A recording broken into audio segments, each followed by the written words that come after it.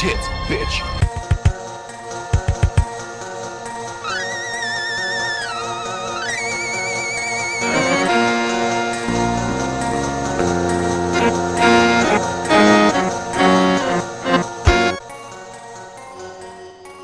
Hello, fiends and fiendettes. Welcome to episode 87 of the best horror podcast on 7voltmedia.com and the world. Scream Fiends, I'm your host, Xander, and with me once again is Russ. Hey.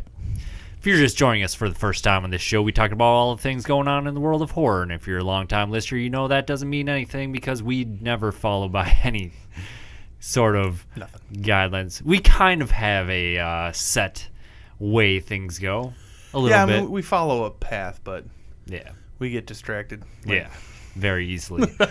Get at us on Twitter at Scream Fiends. Let us know what you're watching, what we should watch. If you have a movie like this week's movie is brought to you by Twitter, let us know. Something good, something bad, something mediocre, all that jazz. Support us on Patreon at patreon.com/screamfiends. You can donate if you would like, but you do not have to. All of our content is always free of charge for your viewing and listening pleasure. But we would love your support. Yeah. As always. Yeah. Love us. Feed us Chipotle. Feed us Chipotle. Participate. Yes, definitely send us requests. Subscribe on YouTube. Mm-hmm. If you're watching this on YouTube, congratulations. You've won. What have they won, Russ? Your PopCap thing's almost falling off your mic. By the way, you haven't won shit. Congratulations. Actually, no, I mean, you found us. Yeah, I mean, you found if anything, the joy. If you turn it on and you're like, these guys are idiots, just stay with us and just look at the title and figure out what movie we'll watch and then be like, oh, I'll go check this movie out, but these guys are idiots. Yeah. I'm fine with that. Better yet, tell us why we're idiots. Leave a comment down below. Leave a like. Leave a dislike. Boo.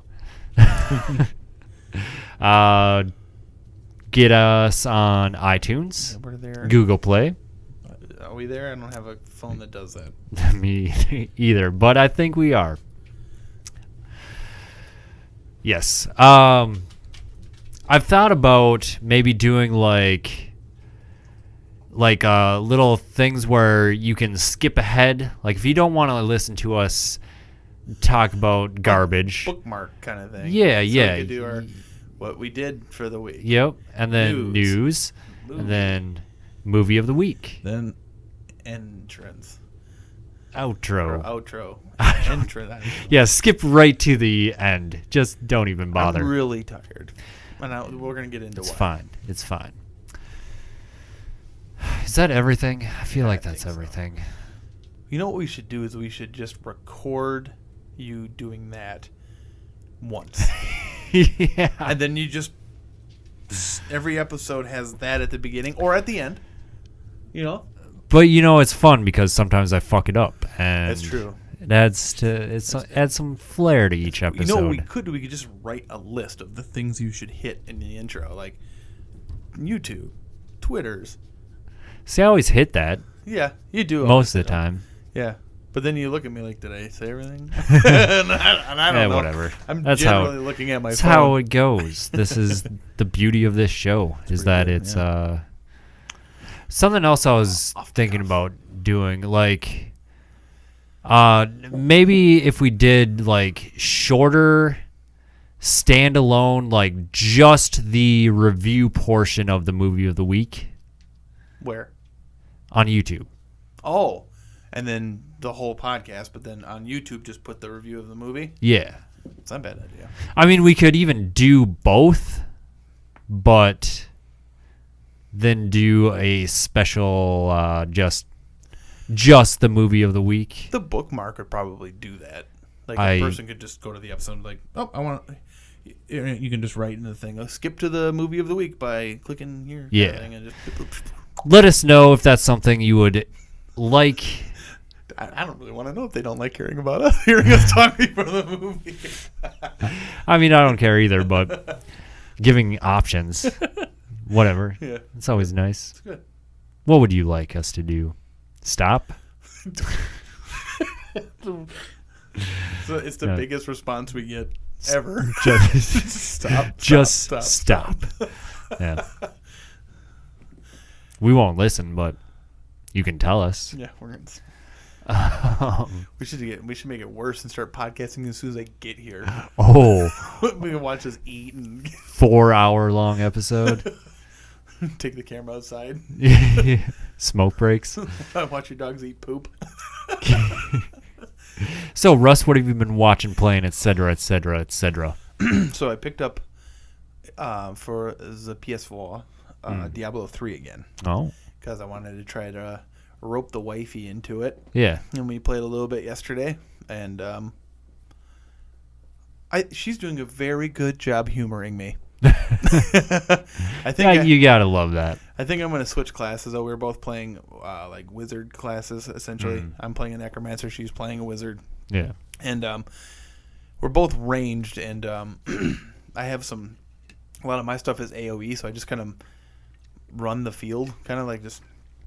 I kind of feel like it's not fun as it could be for her. Whereas if I was like tanking and just getting all the enemies to like converge on me, and she could pick them off that way. Oh, sure. So I think I'm going to switch to either the Crusader or the Barbarian. Yeah, my main character was the Witch Hunter. Demon Hunter, I think. Demon Hunter. Yeah. So, I was all ranged attacks for the most part. Yeah, I think when you and I played, I was a Crusader. Yeah. And that was I remember. So I originally played Diablo on the computer. Then I hated it, and then I didn't touch it again until the expansion came out and they fixed everything. I was like, okay, yeah, it's good again, and it's fun. I think that was like 2014 is when they fixed it around then, because I remember being on leave for my first kid. Is it that old? Yeah, I think it came out 2012. Oh, wow. Yeah, as a matter of fact, I know it did, because I was playing it when I moved. So, yeah. Huh. So yeah, then I picked it up because you said we found out we like loot-based games, and we played it for a little while, and it translated. Really did a good job porting it to a console. I still prefer it on the PC, just because I think it's just so used to clicking that mouse for that Diablo game, but. It's not too bad. I like the way that it auto targets enemies when you're doing range spells and stuff. So you kind of, at least, it's harder to control, but you have an idea where the spell's going to go, as opposed to other games that try to do that. It'd be nice if you could just hook a mouse up to your PS4. It's weird that you can't. You know what you can hook a mouse up to? An Xbox. Can you? I think so. But you know what else? You need like a special dongle or whatever, but older. GameCube? Maybe older. I don't know. I think you can in the Dreamcast, actually. I know there was a keyboard for it. There definitely was a keyboard, because Typing of the Dead. Oh, yeah. Yes. But the Super Nintendo. Really? Yeah, it had its own mouse for Mario Paint. Remember? Oh, yeah. So I don't know if that's not good for anything else. No. But you could actually, I think you could use the mouse for Mario Paint. I think maybe SimCity. And I know you definitely could use it for Vegas Stakes. Best casino game ever made. But more important, I'm not gonna knock casino games. They're the best because they I love tend to be games. pretty good. I love them, especially when they there's a bit of like a weirder element to it, like Vegas Stakes, where like you're playing a game and it's literally. You're just playing video poker or video. Look, you get your whatever, but you're just clicking a button to put coins in the thing, and you click another button to pull this fucking thing down, and you just wait to see what the thing lines up. You know what they need to make? Like an MMORPG, but you're just in a casino. Yeah. But you have like an avatar. Yeah. So it's like all you're doing is going and playing these casino games, but VR you can too. walk around it. Yes. VR. Yes. Oh, and then you know what you do? you don't tell anybody this, but you play for about an hour or two, and then the Cenobites come and fuck everybody up. Like in that which one was that? Which Hellraiser was that? Where they're like it's like a casino. I remember that one guy with the CD mouth shooting CDs at people. Is that 3? I don't remember. I don't know either. Yeah, but that'd be cool. Like a VR casino game where you just walk around and like you can go to a table and play poker with people, and you have, like you said, you have your avatar. But like, I guess it'd be tough. You really couldn't do it with the way, but like, you could like it could like motion cap your face, so you could have like you could catch a person's tells and stuff. Oh, that'd be cool. Or because it's an MMORPG, you have to level up to like hide your tells better. So in the midst of playing, right? This is actually a good idea. Yeah. In the midst of playing, right, when you get your cards, if they're good, like because I think you can rank your hand. Like there's like, oh, that's a good hand or whatever. So the better your hand, the harder it is to hide your tell. You know, so if you get like let's say a good to great hand, right, or like a good hand, you'll have to like hit a little rhythm game while you're like playing. Yeah. But if it's, like, I love rhythm games, so I'm all for that. Yeah. So you have to like to hide your thing, and then if you succeed in that, but at the same time, then you got to watch everybody else and see if you can catch a tick, because like maybe like something happens like with a person, like if they get a good hand, like an eyebrow goes up or something. Oh, that guy's got a good hand, See, I love. I never catch it in the moment when we like do this, but I love how we went from Diablo 3 to a casino game MMORPG VR experience. And the bridge is a fucking mouse. Yeah. Oh, okay. Yeah. Well, so that would be fun. But the other thing I did, and it includes monsters. Oh. With the current game, it is currently 2 months running now for number one game sold. A Monster Hunter. I finished the main storyline. Oh, it's about time. Yeah, 100 hours in. Yeah, over 100 hours, and I'm thinking like because that's when you unlock your hunter rank. I figured, I'm gonna be like a hunter rank 60 or something. Yeah, 29. So I was kind of sad by that, but yeah, I finished it off. Have you been like Ryu? No, Ryu? I don't have a Street Fighter 5 save, so I can't get that stuff. Oh, that's how. You have to have a save or something like that to get that. What about Horizon? Is that out yet? Aloy? Yep, I haven't done that yet, but yeah, you can play as Aloy in the game. Who made that game? Guerrilla. That's cool that I have a little crossover with Capcom. Well, I mean, I got the Palico armor, which is the best armor in the game. Well, I got mine aesthetically, I would say. I got mine in the Rathalos high rank armor. Is the Devil Joe out yet? I don't know, and I don't think no, it's not out yet. They have a thing now where you can change your character though. You can't change the name or something. One other thing, I think hunter rank or something, but you could completely change the way your character looks now. Like start over from the beginning. Oh, that's cool. So that's kind of neat.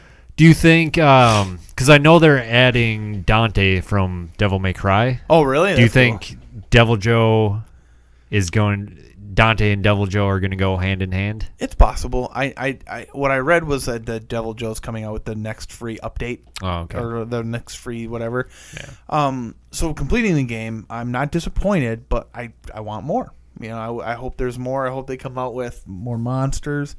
I mean, it's cool to bring in Devil Joe back. But like they don't have an ice area with like snow and stuff really. I mean, that one area gets kind of cold, I guess, in the Coral Highland, but like there was a completely snow level in the older game, and there's no underwater stuff, which I hated when I played it, but kind of miss it now. But like Ultimate 3 was tons of underwater combat. Yeah, I mean, you have water segments where you don't control your character, but you'll dive underneath to swim through an area. Well, I remember doing it. I figured, there's going to be more water stuff too, I bet. Yeah. And there's none. There's no water in this stuff. I'm glad they got rid of the trees, fighting on top of trees. They do have some like viney areas, but the top of fighting on tops of trees in the Game Boy or the 3DS games was stupid. It just looked really dumb. But you fought some weird like gorilla thing. Yeah, I'm never touching that game again. And I'm never buying another Monster Hunter game again. Never. You gotta get loot. There is no. Don't even try me with that stuff. You fight the monsters and there's nope, loot. Nope, doesn't count. Why? Because it's then you build new weapons. It's pieces of garbage. Well, yeah, but you get pieces of garbage, Yeah. and then you go and you make something. yeah, it's great. It's garbage. And then you fight monsters. Don't you like fighting monsters? No, not in that game. Controls like a game from like 1992. a brick. I love the controls. Yeah. Whatever. I'm not. It's fine. It's a great game. It's fine. Well, I mean, it's sold #1 seller 2 months running. Because people are dumb. It's right after Christmas. All that Christmas money, all these people are spending. People are dumb. They should just be playing Bloodborne. I can't argue with that. I think that's a good idea. Mm-hmm. I think I want to go back to Bloodborne. You should. I might just download it because it's free, but I kind of want to get my physical copy back. But and I want to get the Old Hunters. I've never completed that one, and I want to go back and complete it. So you've never beaten Bloodborne, the main game? Yeah. No. Wow. I don't even know how far. I got far, but I can't remember really because it was like a little ways ago. But I'm having a itch to play that. I'm having an itch to play some old JRPGs too. But did you get stuck, or what happened that you didn't finish it? The Chalice Dungeons thing, frustrated me. But you don't have to play the Chalice Dungeons. No, I know. But I just I hated that addition. I just to get materials, I have to do this shit, and I hate that. I didn't like. Oh, okay. So you're just praising a game that all you do is get materials to do dumb shit. Mm-hmm. But Bloodborne, no, that's too much. A game that's actually fun to play. That's a good point. Yes, it is. But Bloodborne is based on Souls games. And Souls games doesn't have that. Yeah, but that isn't even... I mean, it's a completely optional thing. Sure. Monster Hunter, that is the game. Yeah, I like that. Okay, so... I don't like the option, but I want the materials. I like how in the Souls games, you can get everything you need by just playing. Yeah. With this game, you have to go run through these things. Now, if these dungeons weren't just on a hex grid and followed the same pattern almost every time, it would be different. Like if it was like an optional thing but had some story value to it or something, I would be more into it. But it doesn't add anything for me to the game. It's like, just go fight things in here. But now I'm going to kind of go back on what I just said. I heard that you can fight bosses in some of these Chalice dungeons, from the game, not just harder enemies or whatever, but like the daughter of Chaos or whatever her name is, the really Cthulhian looking thing that you fight when you go through that glass window after you fight the big mushroom dude or whatever. Oh, yeah. Apparently, she can show up in some of these Chalice dungeons and you can fight her again and she's harder or something like that. So now that makes me it would be kind of cool to be able to go back and fight bosses that way, because that's the one thing I wish you could even do in Dark Souls is if there's something you can burn in a bonfire to fight a boss again, but a harder version, and you get another drop. Yeah, well, that's basically what the Chalice dungeons are. They're boss rush modes, but there just happens to be a bunch of other enemies there before the boss. But they're not actual bosses from Yeah, they are. Bosses from the game? Yep. Oh. Maybe I wasn't doing the high level Chalice ones yet. And the final boss is a boss that it's completely just for the Chalice dungeons. Gotcha. Okay. So there is that too.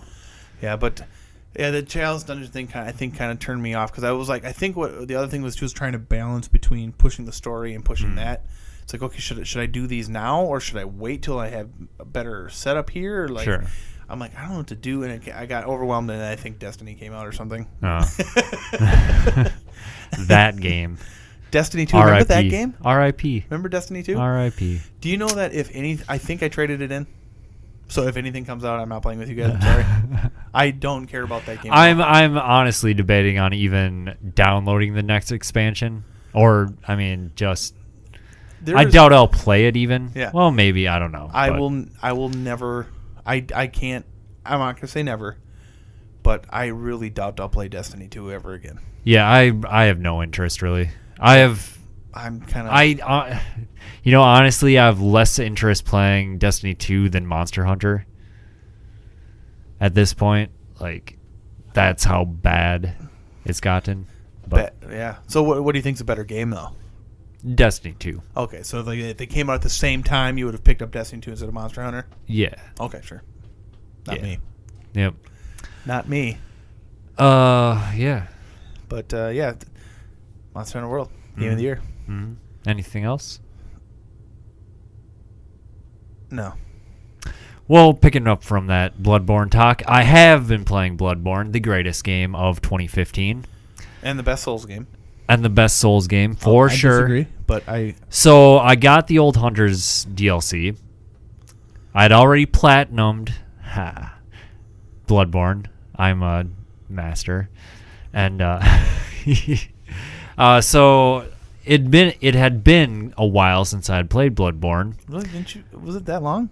Not that long, but I'd been playing Dark Souls 3 in the process. Sure. Actually, all the Dark Souls. Like yeah. At the Destiny Fallout, when we all just kind of got bored with that, I think, isn't that when you last picked I up took Bloodborne? Well, yeah, that's when I originally went and did my platinum run. Okay, sure.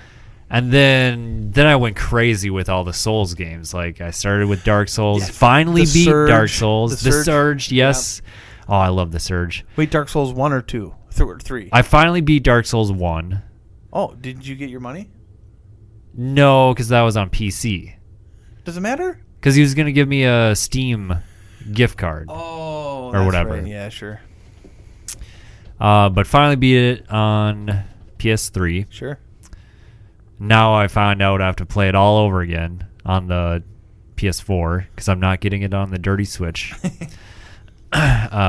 Which I love, by the way, playing Bayonetta. Yeah. So, no hard feelings, Switch. You got your I got my Bayonetta. money's worth. Yep.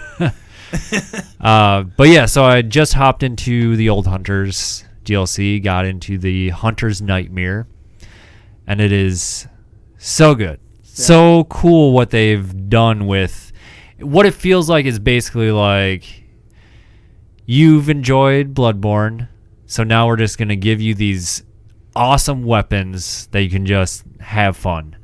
And like the environment, there's beasts. The whole point, like, I'm not entirely sure what's going on in the story, which is kind of typical in the I have no idea a Soulsborne yeah. game, but there's a bunch of like hunters in this world, and the first kind of area you encounter, you run into those like werewolf type things that you fight. First fight, I think, where that Gatling gun hunter is up in the tower in the main game. Aren't the first werewolves the first werewolf is like half dead in that room where not the big werewolves, the more humanoid looking werewolf guys. Sure. Oh, and they're like they jump out of like the smoke. Yeah, the red eyes. Yep, Yeah. those things. My kid likes those. Yeah, so you run into those things in the DLC, and there's other hunters around that are also fighting these beasts, and like when you run up to the werewolves, they'll like shield themselves and kind of back away. So it's kind of cool what they did with the enemies. Like they know you're they're afraid. Yeah, they're afraid of all these hunters being around there. What happens to you if you have a platinum trophy? Oh, that'd be kind of neat. Like if I go to do that, they're like, this guy. Yeah, you don't got no platinum. Yeah, that guy though. But yeah, I did you get the infamous whirly gig? I just got it. Sure. Is it so before you got here tonight, is that what you got? I just got it. Is it as cool as I hear? I actually haven't fought anything because I have a feeling that it's going to be too low level because it's a base whirly gig. Yeah. So I feel like it's going to be too low level to really enjoy right now. I haven't been back to the Hunter's Dream. Sure. Or wherever to upgrade my stuff. Okay. But yeah, there's also like this sword like whip thing. Well, they have that in the they have like a sword cane whip thing, right? In the beginning. The cane whip, but it's different. It's like an actual like almost like a broadsword that also like whips, and like a hammer that you can ignite, and then one hit causes an explosion. It's called the boom hammer, I want to say. Boom hammer, isn't that one of the names of the guys from King of the Hill? Boomhauer. Oh, Boomhauser. Boomhauser. Yeah. Boom hammer. Yeah. So I'm really enjoying going back to Bloodborne. Sure. Greatest game in the Soulsborne franchises. I wish you could get through Dark Souls 3. The end of that game, like the end of the Ring City part, like the lore aspect of that. I think you'd appreciate it. It's just something about the Bloodborne combat. It's more enjoyable to me. Sure. I think they're equally fun. Artistically, I don't care for the switch weapons very much. What? I don't know. I think they're kind of dumb. Seriously? They just look like messy tools. No, man. I mean, I like the Kirk hammer. I like the way that one looks because it looks like a weapon. Like the switch axe though. That's what I usually use. But like the saw cleaver. That's what I use. I think that thing looks kind of dumb. No way. It's like a hand, like almost like a knuckle weapon, and then boom, and then it's a big ass cleaver. Don't really care for that. It doesn't look very wieldy. Well, once you start seeing these new weapons in the DLC, you might change your mind. I like the rifle spear, but it's not very good. But I like I don't know that part of it. I don't really care. Like artistically, I think it's fun. I think the idea of a switch weapon is sweet. Artistically, I would have made them different.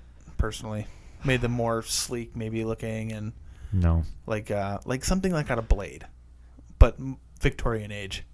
Like swords that like. So you got like your sword, right? And then you click a button and it's a dual sword. Oh, like Darth Maul. Or like the cane sword that you like, the cane whip, but not have it be a whip. Have it be a cane that you can bludgeon shit with, and just that's what you get because that's just cool. I just like the idea of fighting werewolves with a fucking cane because of the Wolfman. You know what I mean? And so. Just like a silver-headed cane. So you have a gun and a silver-headed cane. I just think that I like the simplicity of that too. But maybe a little knife comes out of that cane and it turns into like a sword. It becomes like a cane spear or something. So I like that, but I would have preferred a more. It's like a Rob Zombie weapon. It's like got this grungy, weapon in this really sleek. Victorian Gothic looking, Bram Stoker looking game. And then you get this like, hey, you want to cut some meat? Cleaver thing? Ooh. But I like the Kirk hammer. That one fits my... Sure. It's all right. It's more... I'll give you that. Nah, you don't have to. You don't have to. I completely disagree with everything else you said, but... I'll give you that the Kirk hammer is cool. I like the Kirk hammer. I like the idea of like the comboing that too, where you do a couple swipes, then you throw the sword back in the scabbard hammer, and then I like that one. Yes. But what I would have liked more is if the head of that hammer wasn't like the size of a boulder. That's what I mean artistically. Like I wish it looked more like a sledgehammer size. Maybe a little bit thicker in the handle, obviously, but that's what I mean. Is like that looks comical to me. That's what I mean. I mean, I think that's kind of the point, is that you've got these crazy weapons. Sure. But it's not like anime crazy. No, because you don't just whip this thing around like it looks like it has weight to it. Exactly. But I would still prefer like I don't want a Warhammer or something, But like how like menacing is that? Like, oh, I've got this sword and then I can turn it into a sledgehammer. I like that. But I just wish it was like a sledgehammer. So like this big, like the size of like a Nerf football or something, like a small football, as opposed to like this thing that Thor would be like, I can't lift that up. You know what I mean? It's just like that kind of. That's So like I said, it's complete. My problems with them are completely aesthetic, not anything else. I think the Switch weapons are sweet. Yeah. It would have been cool if they could have implemented some of those into Dark Souls 3. You know. But I hope they do a Bloodborne 2. They will. Even they will. more. It's than happening. Even more it's than happening. a Dark Souls 4. I hope It's they do happening. A Bloodborne 2. It's happening. It's got to happen. Well, yeah, you know they're making it. Yeah, why not? Yeah. They gotta. Yeah. What changes would you like to see in Bloodborne 2? Ooh. Or if it's easier, or something you might have thought of more, what do you want to see them bring back in Bloodborne 2? Definitely the way you can recover health. Okay. By I mean that's kind of a staple of Bloodborne. I feel like that's kind of what. So do you? It's a core mechanic of Bloodborne. So you like finding the vials as opposed to having like an Estus flask kind of setup? Yeah, that too. Well, isn't that what you mean by No, I mean when you visceral get attacks. Well, not even visceral attacks. You get hit by an enemy and you have a short amount of time to recover that health. Gotcha. Okay, I see what you're saying. It keeps the action going. Yes. Gotcha. I agree with that. Absolutely. More weapons, I think, or not just more weapons, more functionality, cosmetics in general. Okay, more. Sure. I mean, that's one of the problems I find in both Bloodborne and the Souls games is that your equipment, your attire, doesn't really feel like it matters that much. Like, I know it does. It doesn't. No, there are like certain poison resistances and whatnot. Sure, but that do matter. But for the most part, it's not like, oh yeah, I got this super cool new helmet or hat that greatly increases my armor. Sure. Would you like to see randomized loot? I would like to see it as a loot-based game. Yes. Let's see, like randomized, like oh, I got this leather cap that gives me +6 to my strength. I would love a Diablo game in the Bloodborne engine. Yes. Sure. Okay. Yes. I don't want that because I like that things are placed where they are, because the placement of weapons in these games, at least in the Souls games, I'm still foggy on the Bloodborne lore, but the placement of weapons, like the weapons you get in Dark Souls, is on purpose. If you read the text and have any and start looking into the lore, right, where you find these weapons probably has a lot to do with why it's there. And yeah, that is. I will completely admit that would destroy what people like about the games, but what I could get on board with, because like you said, things don't matter. Yeah. But maybe that's where you add like a personal touch to it, where you can make it at least yours, kind of a thing. Sure. Because you just run around and wear other people's clothes. Yeah. You know what I mean? Basically, yeah. It'd be kind of cool if you could make your own get up. I'll put a doll dress up game in there. Yeah. Or you can Or what about infusing souls or blood echoes into stats of the gear? So you not only Destiny kind of a thing, where you unlock nodes in your armor, kind of a thing. Ooh, this one makes me jump higher. Kind of, but more stat based. Okay. Not only can you upgrade your different stats on your character, but then you can also upgrade the different stats on your armor. Okay. Does that seem kind of redundant, though? Why? Because, it's the same stats. I could see it, maybe... I could see, infusing blood echoes into your... No, because you don't have, well, I guess you do, poison resistances and frenzy. I'm thinking more Monster Hunter World, or Monster Hunter in general, where you could infuse... Well, it works differently in this, but you can infuse blood echoes, right? And it unlocks a special resistance or a special thing. If you're at maybe you got this hunter gear on, and this hunter was, he flawlessly killed people and the blah blah blah. So his thing, if you invest enough blood echoes into it, you do an extra 100% damage if you're at full health. Oh, sure. Something like that. But you can't activate that until you've invested I would say insight into it. Insight's harder to come by, and it means a little bit more, and plus it makes more sense.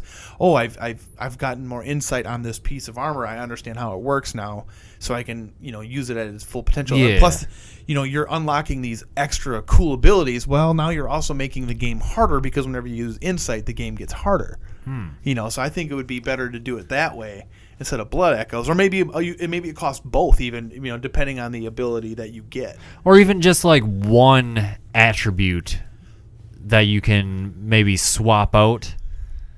Like, say you don't like that it has low, I don't know, frenzy resistance, so you can maybe either increase that one stat or swap it with something else out. So like, say you have high poison resistance but low frenzy, so you can swap those two around if you want. I say you could do that. I like that, and you could do it with like materials you find throughout the game. So so you could get a loot based deal out of that without breaking the game. So you still get the armor and the weapons where they want them to story wise. Yep. But it's like, hey, I want to be able to swap this out. So they'll have something called like holy liner or something, just some dumb thing. Where if you can take out the liner you have, put this in, and it'll decrease your frenzy, but you lose the poison resistance. Yes. But you can make those switches permanent too, so like to add some finality to it, so if you better make sure you get what you want out of this kind of a thing.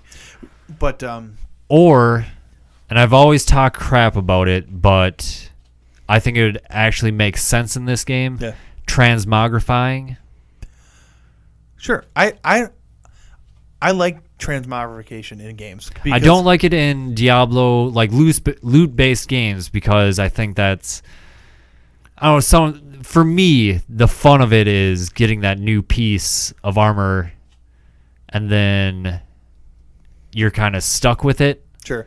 So it's that whole meme where you see like I don't know, I saw this meme of a guy walking down like a skyway with a Hello Kitty backpack, and underneath it said, you find that new piece of armor that doesn't match, but the stats are too good to put it away. Yeah, yeah, exactly. I like transmogrification because then it lets me play dress up, you know, and with like Diablo 2, like it's not cheap at first. Like if you want to like transmogrify things that are into like unique things so let's say you find a bloodletting dagger, so like it has a little animation of blood dripping. Then you get a new dagger that does better damage.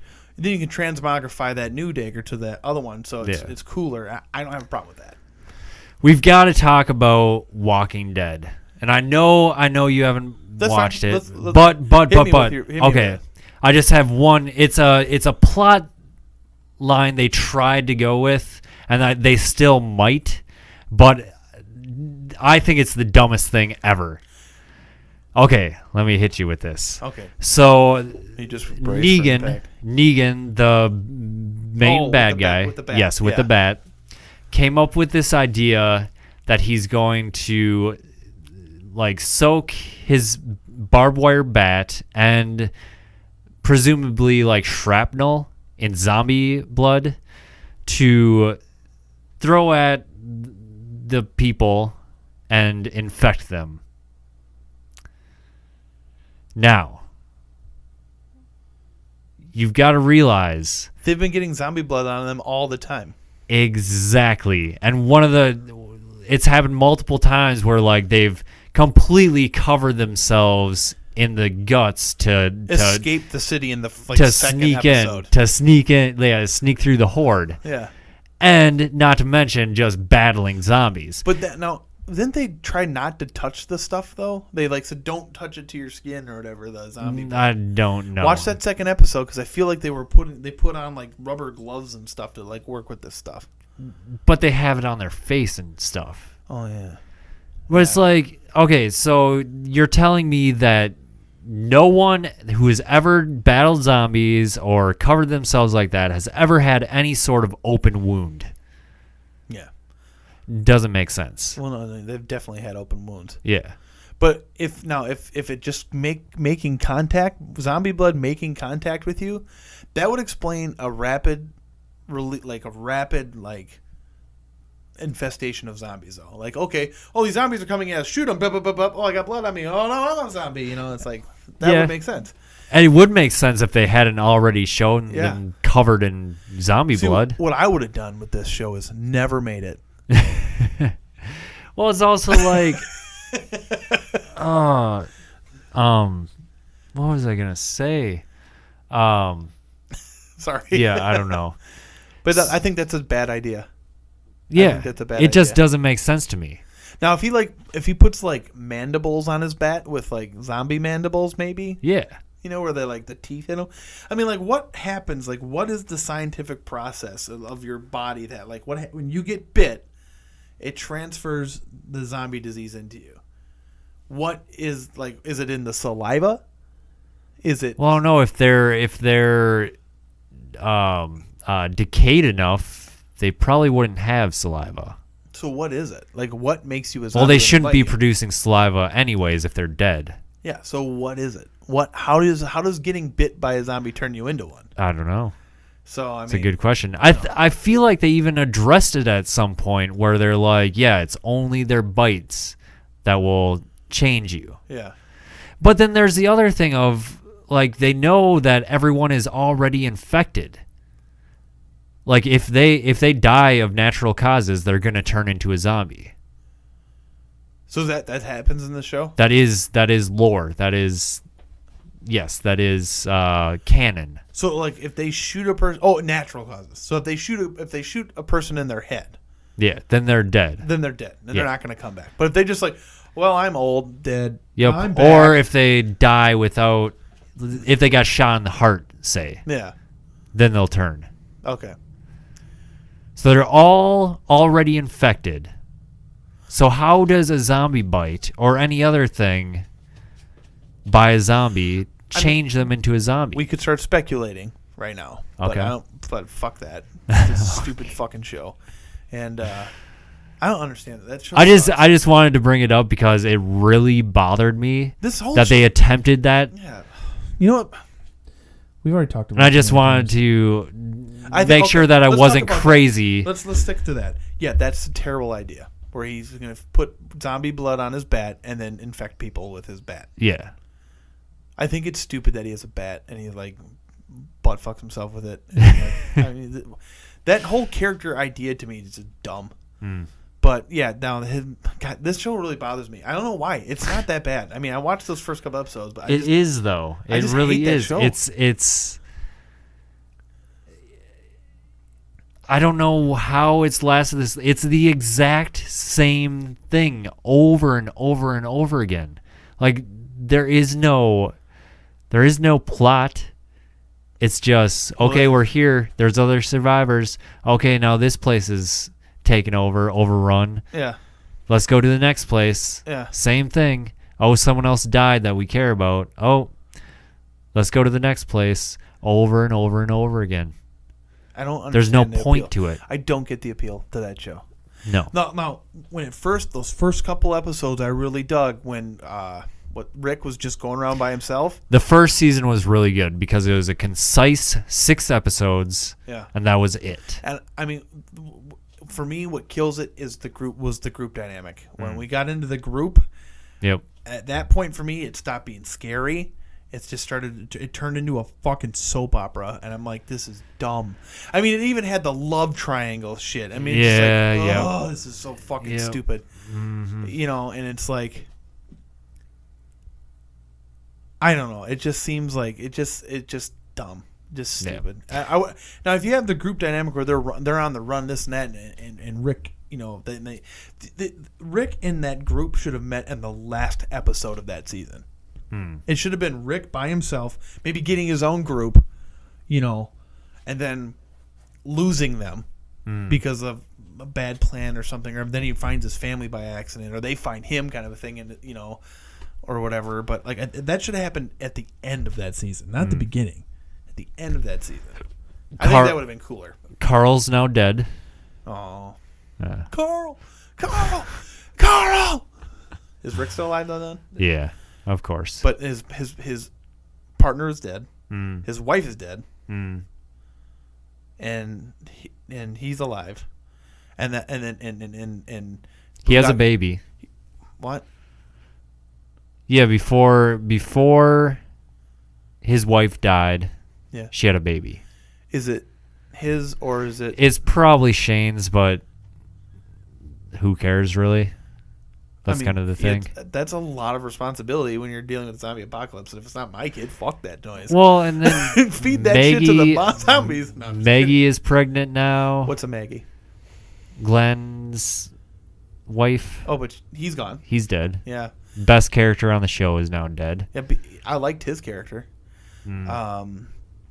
There's another baby. I don't know where it came from. Is Boondock Saint still in there? Yes, Daryl is still on there.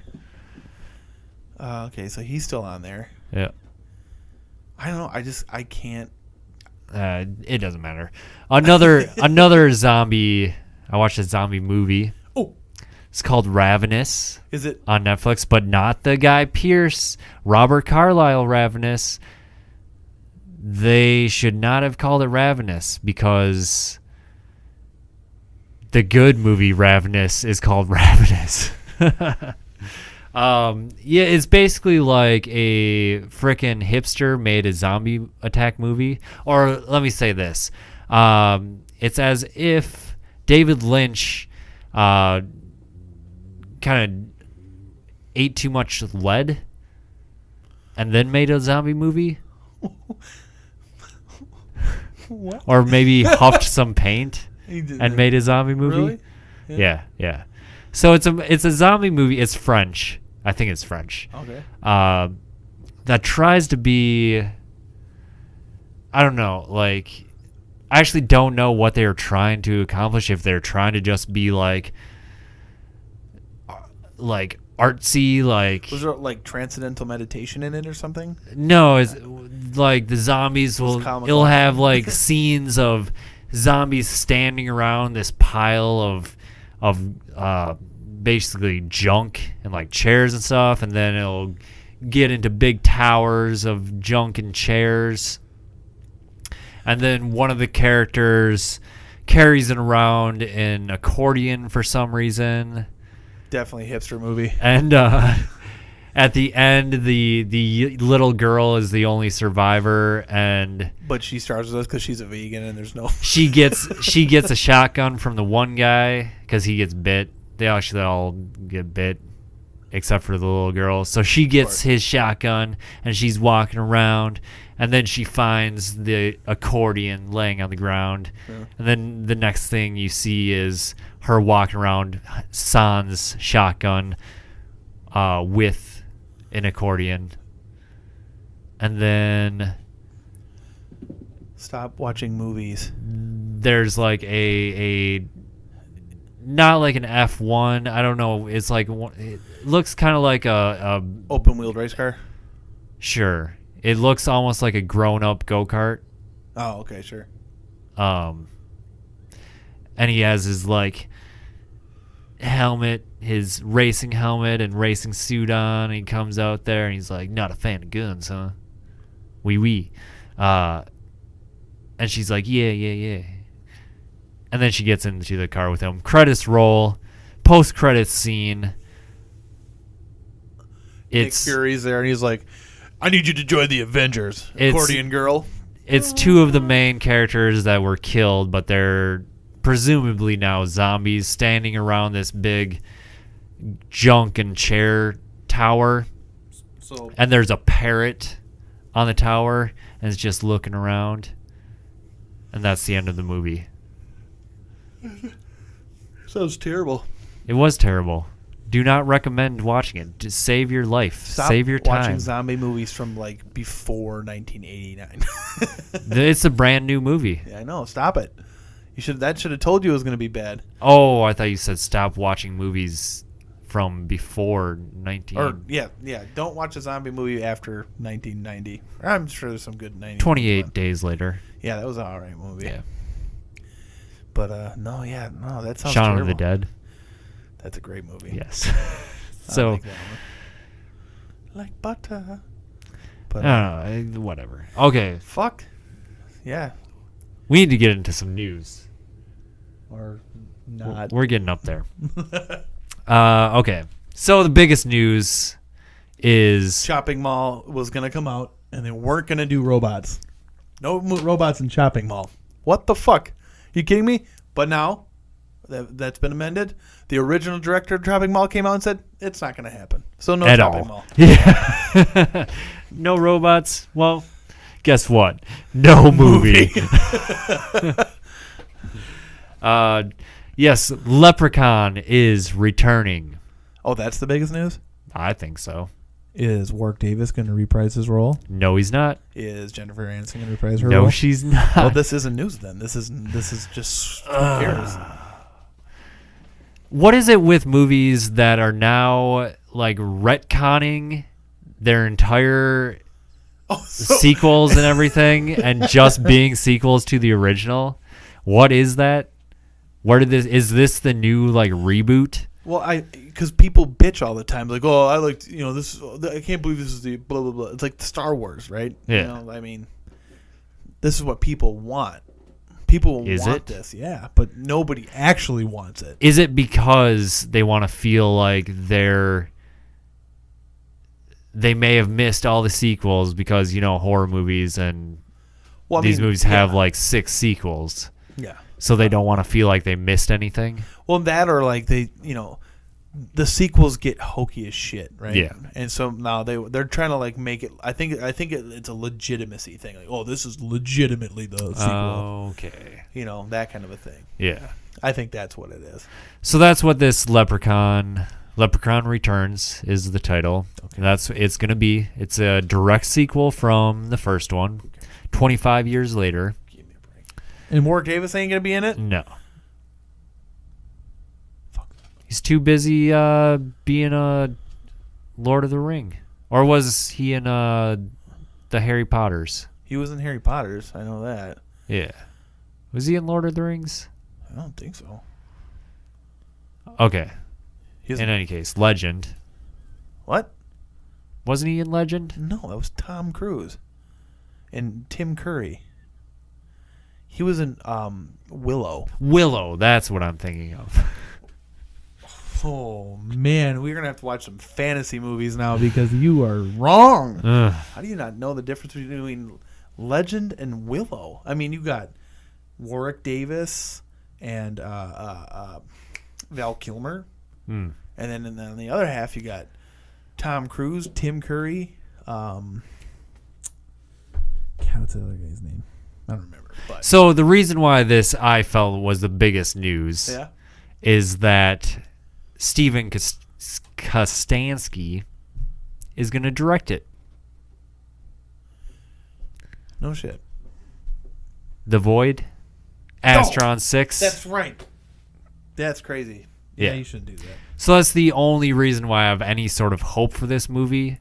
Besides, Suzanne Keeley is writing it, and she wrote for Ash vs. Evil Dead. Okay, there's 2 great, cool puzzle pieces, right? Yes. But I don't think you can fix that whole puzzle anyways. Like, they should give them a different project. The biggest problem is that it's going to be a sci-fi original. Oh, so airing on Sci-Fi Channel. So nobody's going to see it anyways. Well, I don't know. People love that Sharknado movies. Really? Yeah. I didn't know They're that. on like 5 or 6 now. Man, did you see any of those? Saw the first one. I avoided those. Maybe I should watch them. It's got that Birdemic vibe to it. Okay, but Birdemic is the vibe, right? I mean, like, that's not an accident. That's not funny. That's like that. That was that guy's fight, his movie to combat global warming. Did you ever see his interview about his movie? No. Yeah, that was his real deal. Like serious? Hanging out with my family. Gonna have ourselves a party. Can we do Birdemic next week? No. Come on, we gotta have ourselves a party. No. You remember that scene where they're dancing and that guy's singing that song and he's just saying that line over and over again? That movie, oh my god. How about The Incredible Bulk? Can we watch that? Maybe. Have you seen that one? No. Look up like trailers for The Incredible Bulk. You remember that Train to Busan? Yeah, that made me cry.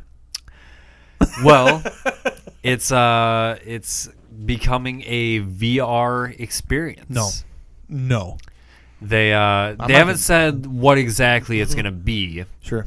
If it's gonna be like a game, or just like an interactive, or not even interactive, but like a VR roller coaster kind of a thing where you just experience it, or like the movie itself, but you can look around. Oh, which I don't know how they would do without having completely 3D cameras and blah, blah, blah. Yeah, exactly.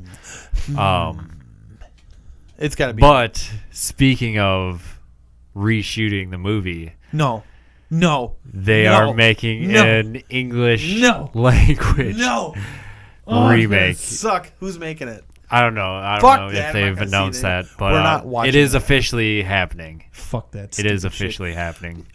You can't do that. Have they not seen what happened? You almost died when we watched Inside. You had a seizure on the couch. Everything they've done, besides The Ring, The Grudge, it's passable in comparison. Yeah, well, compared to Martyrs and Inside, yes. But the only other way you can do is if you're that guy, I can't think of his name, that did Funny Games, where he just made a shot-for-shot remake of his own movie. Okay.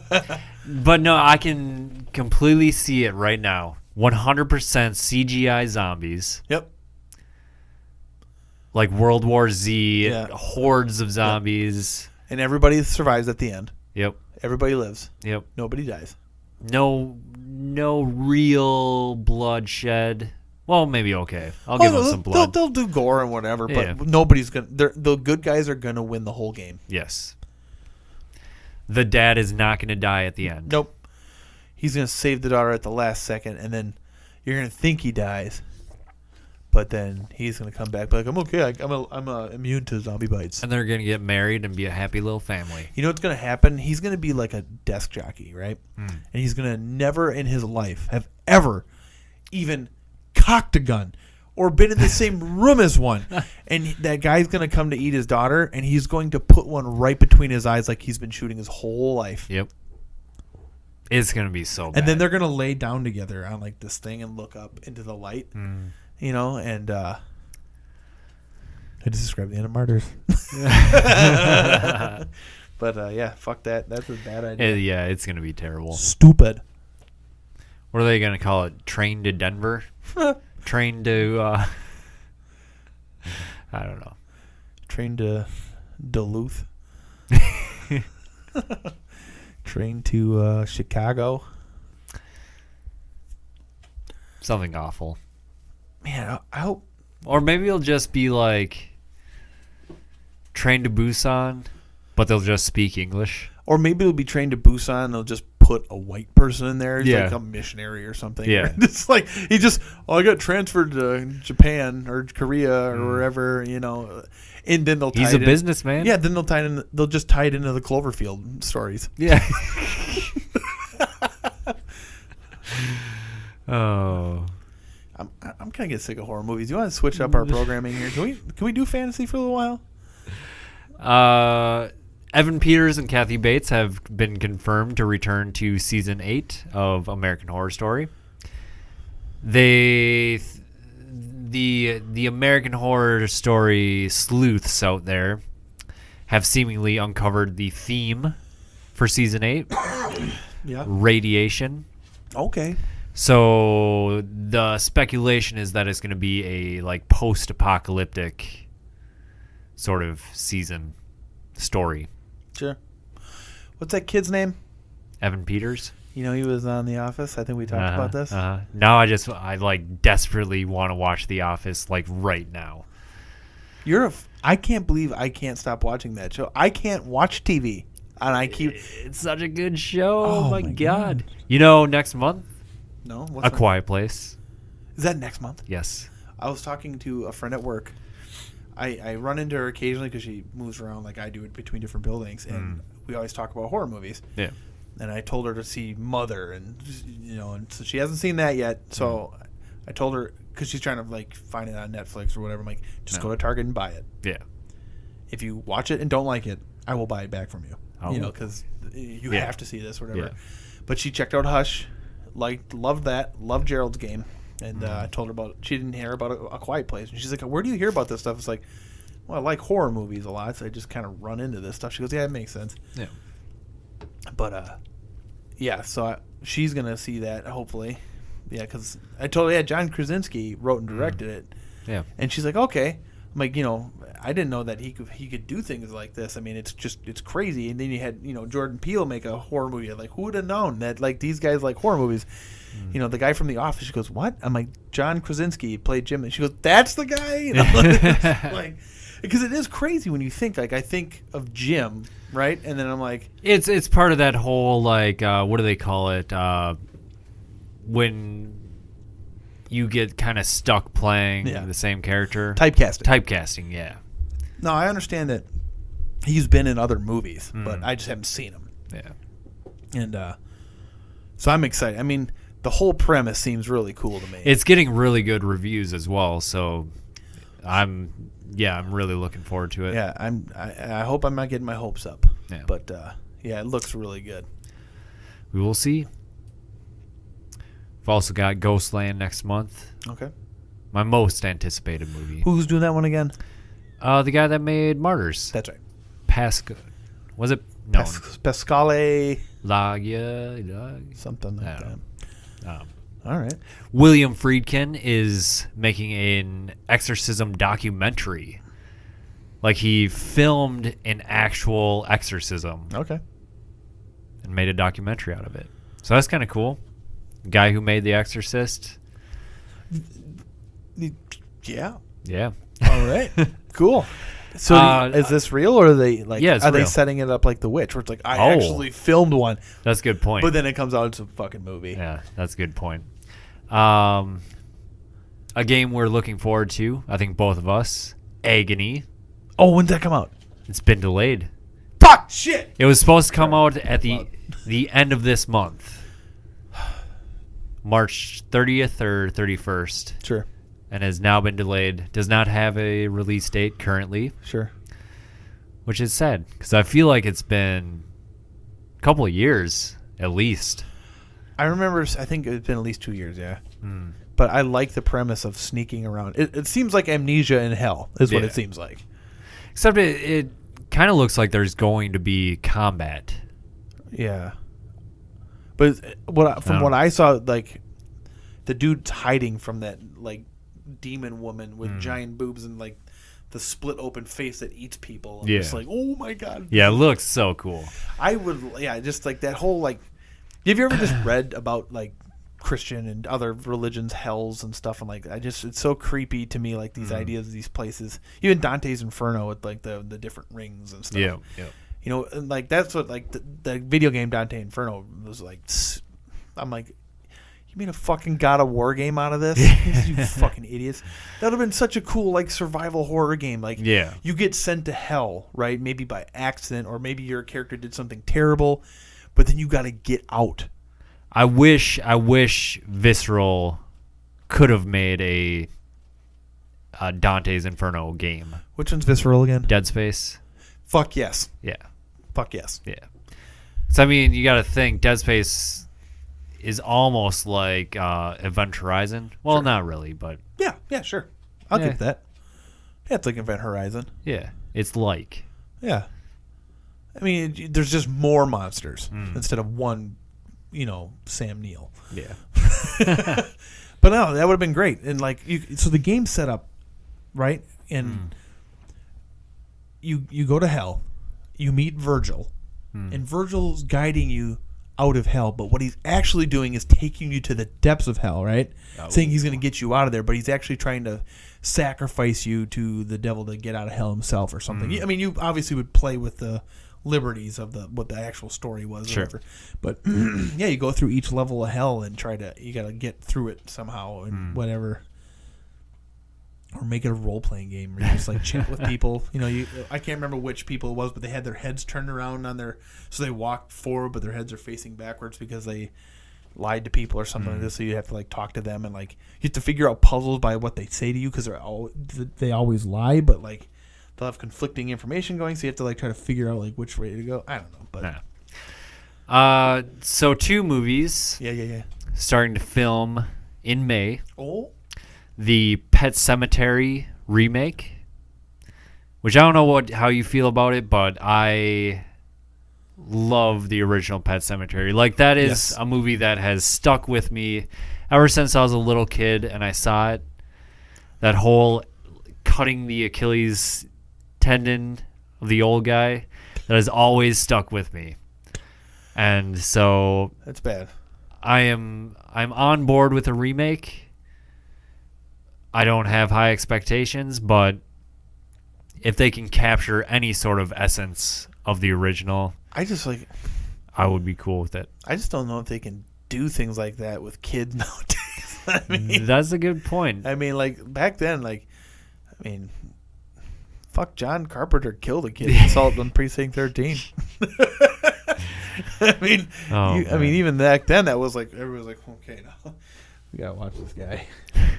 And the other movie is Happy Death Day 2. It is filming. I remember back when we were talking about, it's rumored to be happening. Happy Death Day 2. It's going to be like dumb. Back to the Future Part 2. Stupid.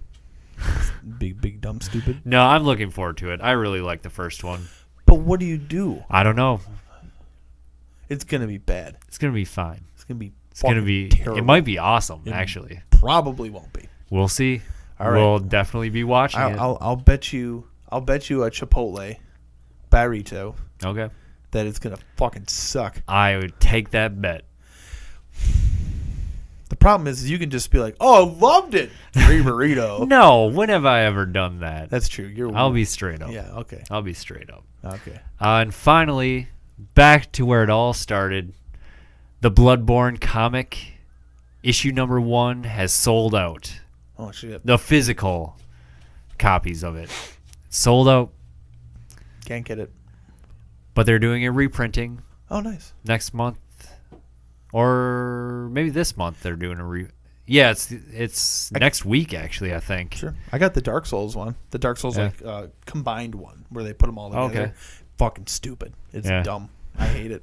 The artwork is terrible. For me, I have a stupid thing with comics. Like, I care about the stories, obviously, but like if it's got a good story but shitty art, I won't read it.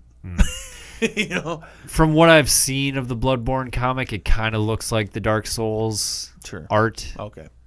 Yeah, I don't know. I don't know. Maybe. I don't really care for that look.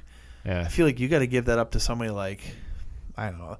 I like these artists. Todd McFarlane could do a good.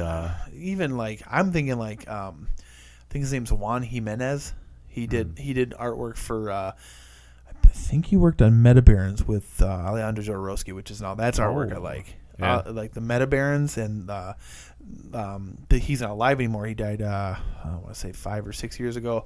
Mobius, like his artwork and stuff, but I don't know if his art or his style would actually translate to Bloodborne very well. I think like Juan Jimenez and who did this?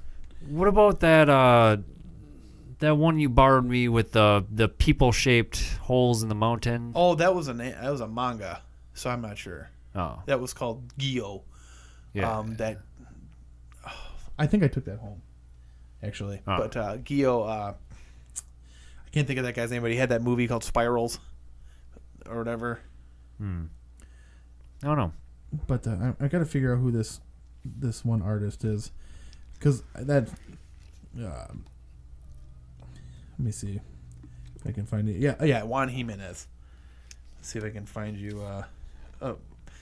This is really terrible for radio, but or whatever the hell we're doing. But yeah, the fourth power, like this guy's artwork, like that cover art is how all of it looks. It all looks this way. Like how the covers, it looks painterly or something. Really, all of his artwork in the book looks like this. That's really cool, and that's what I'd like to see with a Dark Souls, especially in a Bloodborne. I just feel it deserves that because the artwork in those games is so cool. All right. That's it. Fuck. Oh, this should be quick. All right. Full disclosure. We were asked by Zelko Productions to review this movie. Yeah. So we're still going to be honest. Yeah. We're going to give our thoughts on it. Sure are. This episode's movie of the week is 2015's Dark Forest. Ladies, ready for the weekend of your life? No.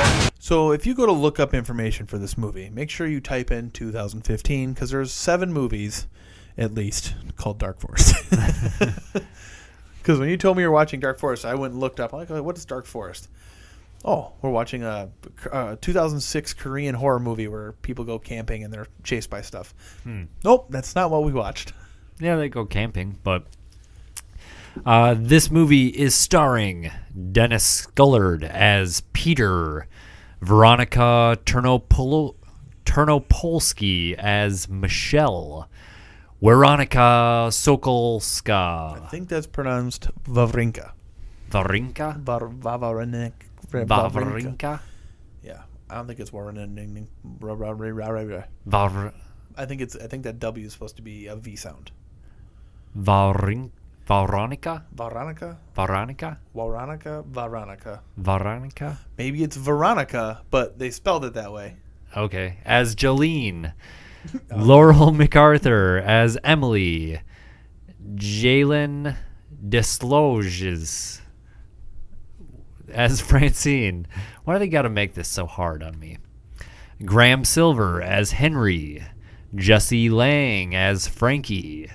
Alyssa Wispiansky as Sally. And Genevieve DeGraves as Kim. It's written by Roger Boyer from a story by David Zellis and directed by Roger Boyer. Now, Zelko, that's cool. See what I mean? Zelko Productions is a all-encompassing media, almost like 7-Volt Media, all-encompassing media conglomerate. But they're based in Winnipeg, Manitoba. This is their first feature film.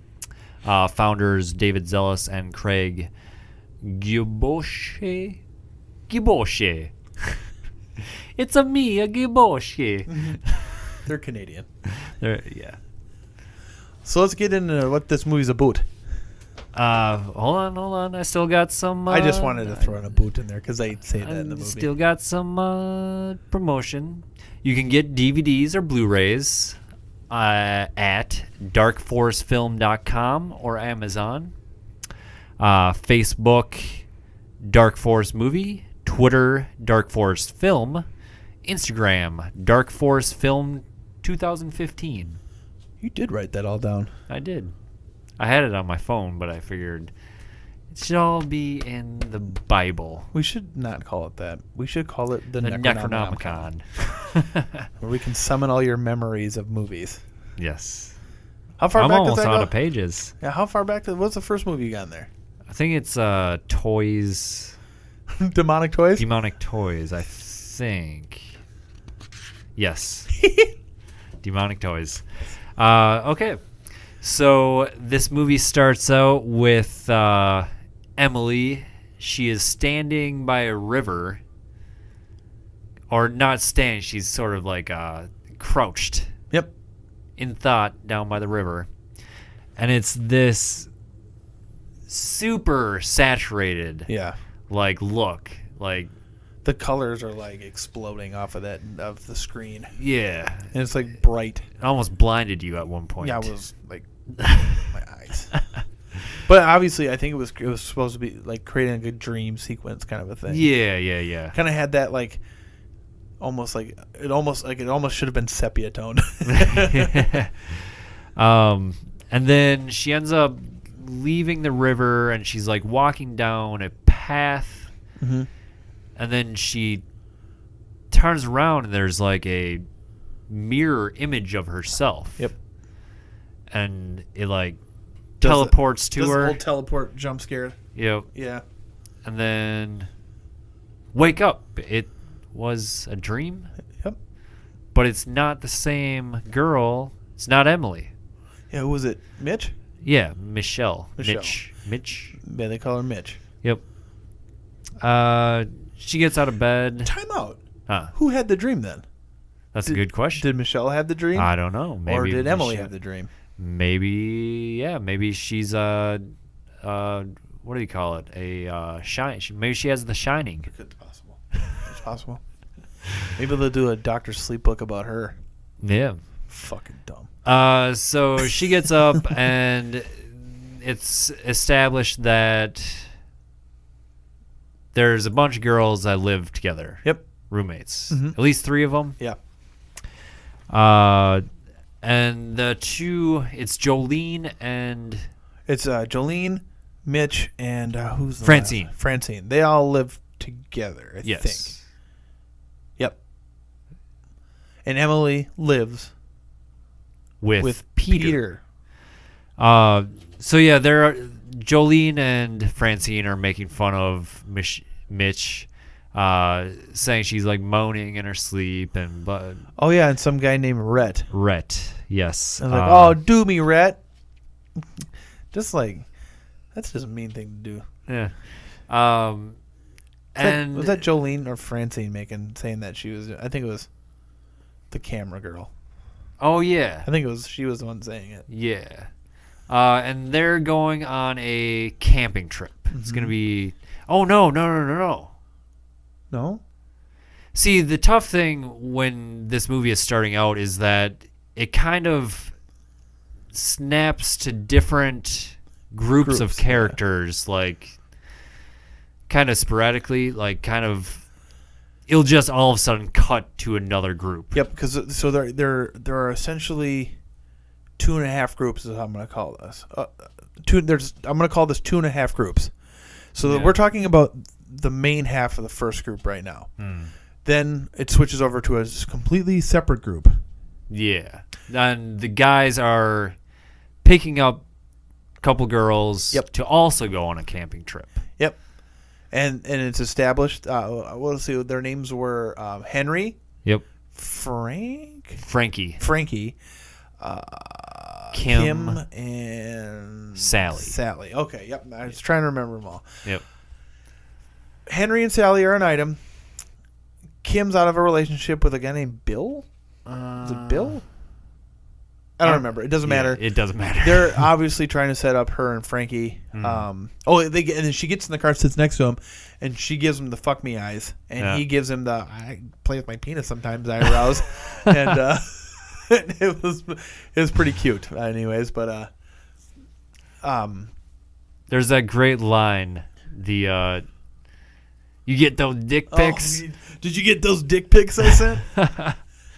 Oh, that was Henry to Kim. Yes, they're pretty much. Well, Henry at least is definitely an awful person, and he's terrible. Frankie is borderline. Also, actually, you know what? All the guys in this movie, all the male people, or not actors, but characters in this movie are just completely awful. No, not all of them.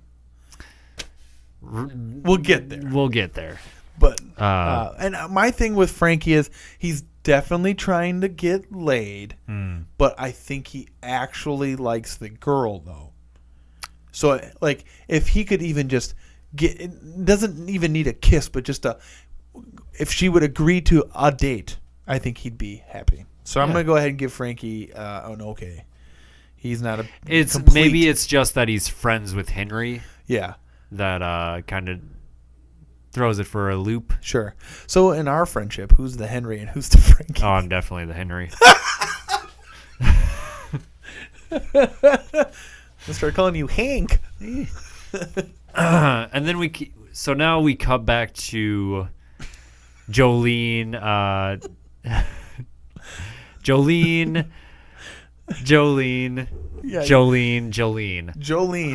Real quick. Jolene is Alex's Famke Jensen in this movie. Yes, I love Jolene. She is the best character in this movie. It's Francine. I think it's Francine. Oh, yeah. It's Francine. It's Never Francine. mind. Jolene Jolene reminds me of Kristen Bell a little bit. Sure. But yes, Francine is the best character in this movie. You think so? By far. I want to hang out with Mitch because she's got that sweet car. Oldsmobile. Yep, 4 Ford. I imagine it's a Cutlass, but yeah. So yeah, now we're back on them. Yeah. And Jolene has this camera. She's like going to be doing documenting their trip. Yeah, for fun. But the craziest thing about this is, so they show it from the first person point of view of this camera, like a found footage type thing. Mm-hmm. And the quality of that camera is so much better than how the actual movie looks and is shot. Yeah. That is just, it doesn't make sense. It is weird. I don't know what that is. It was weird though. Like it was like the normal movie almost had like that haze. Yeah. From like an older camera or something almost like that. Like if you stick an old movie into a Blu-ray player kind of a thing, and it they couldn't up-res it kind of a thing. And it kind of had that look, but then when it went to the handheld, it looked more like modern. A normal modern movie. See, that's what I'm kind of wondering, is if it was intentional, like to have this sort of like throwback slasher kind of vibe to it. Mm-hmm. Like I'm wondering if that was intentional. Sure. But the problem with it is that it just makes the movie look kind of cheap, because when you have that style in high definition, it just comes off as bad, cheap picture quality. And I think like if they would have went all the way with like maybe making it a period piece, like set it in the 80s kind of thing. I completely agree. Yes. I think it would have fit that better as opposed to being more modern. Yes. Which I thought maybe it was when the car came around, like when I saw the older car, but then I remembered that they were that second group was in like a new Hyundai looking thing. Yeah. And it was just kind of, the picture quality is kind of weird. But now we're dealing with a super low budget indie film. Yes. Too. So I mean, you can't. I'm not going to knock them for it. It just was kind of odd that the one camera looked so clear and the other one was a little bit more hazy. Yeah. It's like, well, what's going on here? Why didn't you just use that one? Well, and that almost puts a whole wrench in my theory that it was intentional, because if it was intentional for the movie to look a certain way, why wouldn't you carry that over to the found footage? So why didn't the movie look crystal clear when they pull out like the shoulder camera? That's where you make it look hazy. No, I'm saying why not have it both places? Sure. Because then you have people like us that notice that, hey, that's weird. Sure. And my guess is maybe money editing, because they didn't have whatever you need to edit it to clean that up. Maybe. Yeah, who knows? I think but that'd be my guess with that. Yeah.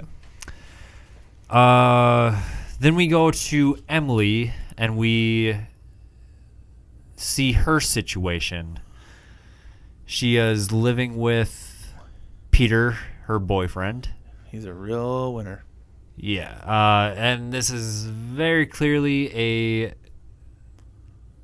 not good relationship. She's in an abusive relationship. Yes. It seems verbal and emotionally abusive. I don't maybe physical.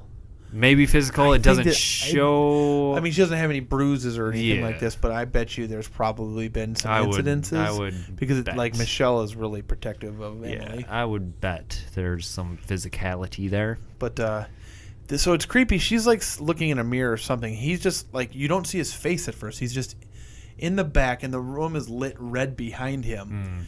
Which was interesting with the lighting, like how they would light things, like when they were trying to catch a tone of something. Yeah, and I liked that. That felt old, but classic, Yeah. But you don't see his face. He's very monotone. He's like, I'm going out with my friends to get some drinks. Yeah. She's like, okay, and he just leaves. It's like, well, there's the bad guy in the movie. Yep. And basically what happens is he tells her that she can't go on this trip. Yeah. And so, well, there's also that. I was gonna say I thought there was something else with him where it's like it's not a good situation. I don't know, but in any case, it gets to a part where I was a big fan of this. She's like sitting in her room, sort of contemplating like, am I not going to go on the trip? Like, what is going on in my life? She has a conversation with somebody about how she can't go on the trip. I think with Michelle. Michelle's like, well, if you want to go, you know where we are, blah, blah, blah. Yeah. And so she storms off. And then they get enough. I think her and Peter get in a fight again. But then it's the scene you're talking about where she's sitting there. Yeah, and it's like the lighting is all dark.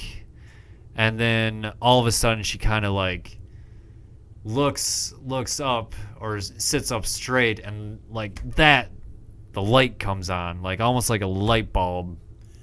Well, obviously light it was. switch Yeah, gets like flipped on. they turn on a different light kind of a thing. Yeah. And so it was kind of playing on this idea that I thought maybe she had like a duality kind of thing going on, where like because like that first dream sequence, like where like a crazier version of herself comes out. So I'm like, oh, is she gonna like? Are they showing like that she's got this, you know, like me, myself, and Irene thing going on where she switches into this other version of herself where she gets courage or whatever, you know? Yeah. But she bags her shit and leaves. Yeah, she's going on this camp She's trip. going to go camping.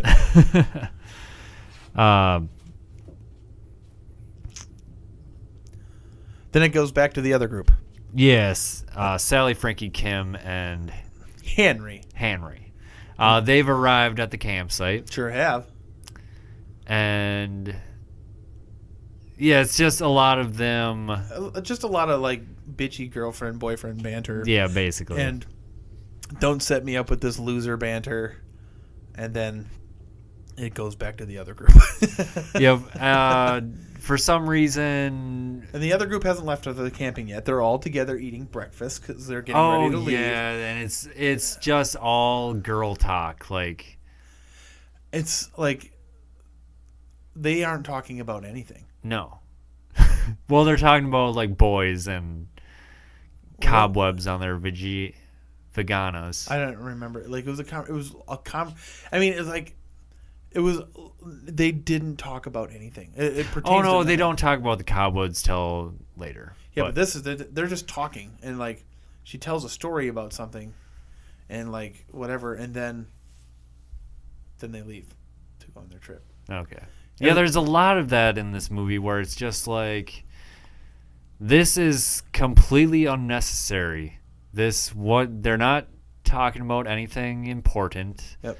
They're just, it's almost like before the cameras were rolling, that's what they were doing, and then, but they happened to film that. Yeah, because like nothing they talked about pertained to anything they were even about to do. I don't think. No. Like I mean, I get like, hey, did you get this? We got to make sure we bring this. Blah blah. They could have been having that conversation, but like, it was like just a conversation about something that maybe it was supposed to be like character development.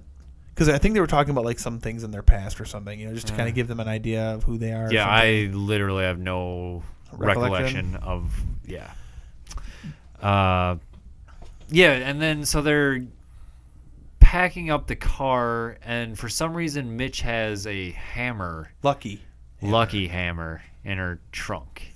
She said just put off the side. Yep. No explanation needed. That's fine. She got a lucky hammer in there. And then then it's the fun road trip. Then we get another scene of weird banter in the car where your favorite Francine can't get her seatbelt on. Oh yeah. I love Francine.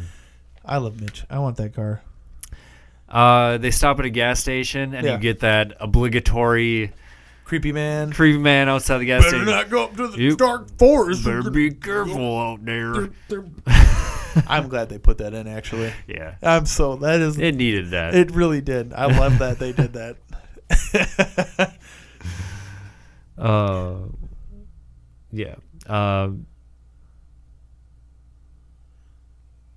what's her face shows up. No, they go over to pick up Emily. That's right, yes. And then she's like, I'm going on this trip. He's like, you're not going anywhere. Then he like holds her, blah, blah, blah. And then Mitch fucking pushes the guy over.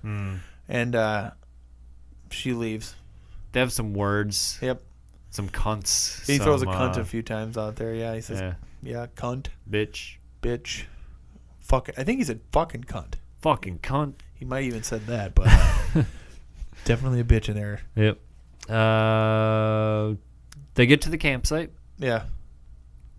And it's kind of the same. Nothing really. Just setting up. Yeah. She's using the camera, not using her she lost battery power or something, and then they have the girl talk, the cobwebs in their vaginas. I don't remember that part. Yeah, they have cobwebs in their vaginas. Yep. They talk about how when was the last time Mitch got laid. She went on a date, but the guy was mumbly. Oh yeah, and his name was Bernie. Bernie, that's yes, right. Feel the burn. And yep, nope. So she went on a date with Bernie. He was really boring. I'm like, maybe it was that one weekend where he died. But well, did there happen to be two guys along with on the date with you? Yep, Bernie. Maybe that was a reference to that movie. We can have Bernie, but yeah, they have that conversation. Then I think it goes back over to the other camp, and they're getting ready for nighttime. They're gonna tell some scare. Oh no, they're gonna go look for wood. No. They do talk to them about finding wood. Yes, here it is. I got it. She goes, if you go find some wood, blah blah blah. He goes, okay, I'll go find some wood. And then he finds the other girls talking about their cobwebs and their vaginas. Oh, and he goes to try to take a picture and like, oh my God, there's bears. Yeah. And so he sounds like a bear. Yeah, but he gets away. Yeah. But then we get a scene somewhere in there of Peter with his two buddies. Yeah. You get this one guy who's got a short hairdo and another guy with a blonde surfer hairdo and a hat on. And I don't remember the blonde guy's name. Yeah, I don't remember either. But they're going to go. Peter's really mad. He wants to go after these girls. And they're like, yeah, we could go scare them. We can run my finger across their tent. I'll throw rocks at the tent with these scary masks. Blah, blah. And then Peter pulls out a knife. I'm going to gut them. And they're like, oh, we're going to scare them, right? He goes, no, I'm going to gut them. And the one dude's like, nah, I'm not into this. And this is the only nice guy. I mean, pranking girls when you're in your 30s is cool. Roy was the other one. Yeah, Roy.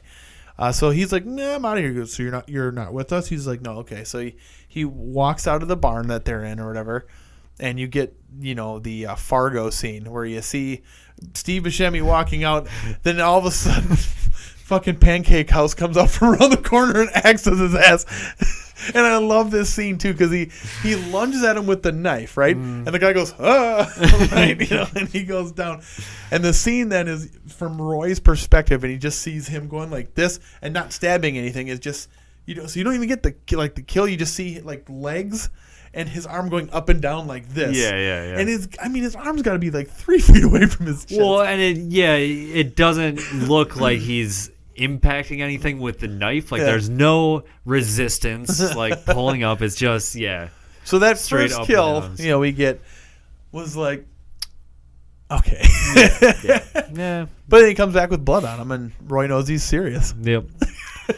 So then we get to another couple and they're having sex in the back of their car. I think they're just making out after sex.